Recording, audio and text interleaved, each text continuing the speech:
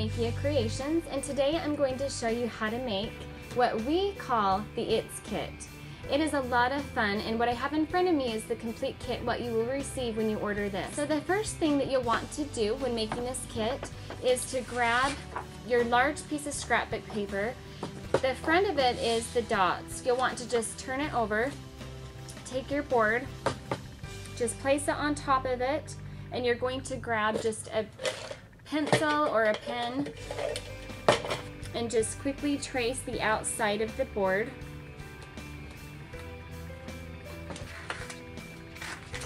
Then what you'll want to do is grab your scissors, and when you're cutting, just cut right inside of the line that you just drew. You'll want to make sure that there is a hole drilled in the wood, and it needs to be on the right side of the board when you're Mod Podging the paper on, so do make sure that you do that. You'll want to just grab your little container of Mod Podge and just squirt some out. Take your brush and you'll want to just smooth it across. Make sure that you do have enough that it covers the whole board so that the paper will stick down. Next, just pick up your paper and just line it up right there on your board.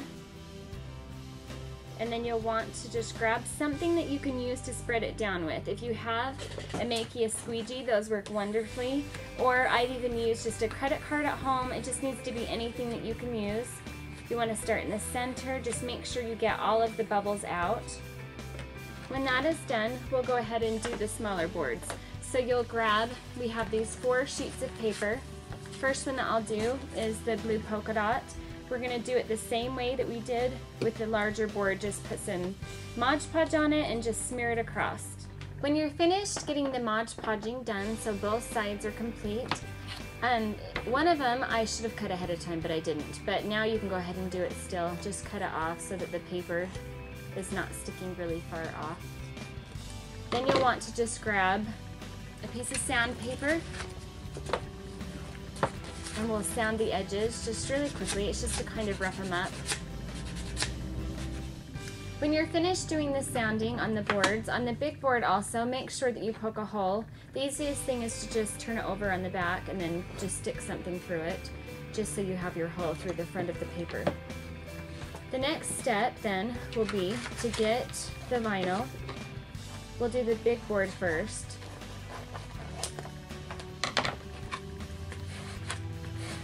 Make sure it's pressed down tight, then you'll just peel it off onto the backer paper.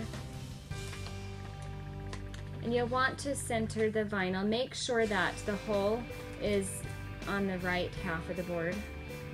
And just kind of center the vinyl from top to bottom on the left side. And go ahead and press it down, and it will just peel right up, or it should just peel right up. If not, just press it down a little bit more.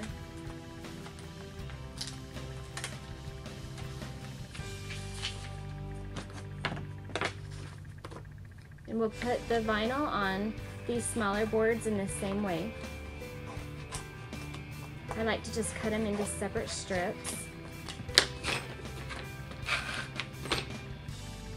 Make sure that when you put the vinyl on it that the holes are at the top.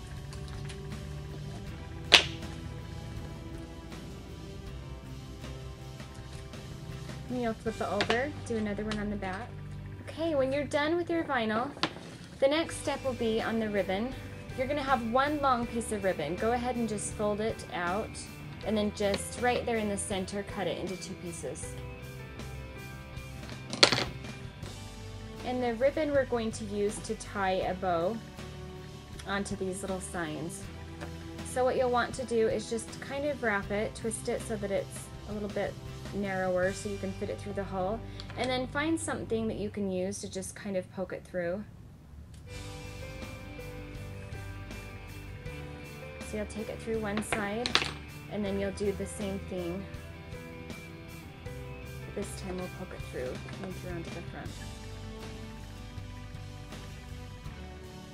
Then I just like to kind of make it look like it's centered on there, and then just tie a little bow at the top.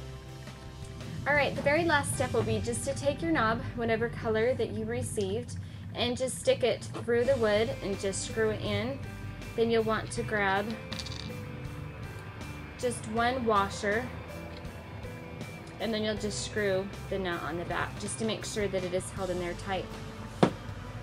And then you can go ahead and hang your sign on for whatever season it is. This is a perfect little sign to display either on a mantle or a table, or you could hang it on a well, but it's just a fun little craft and we hope you enjoy making it.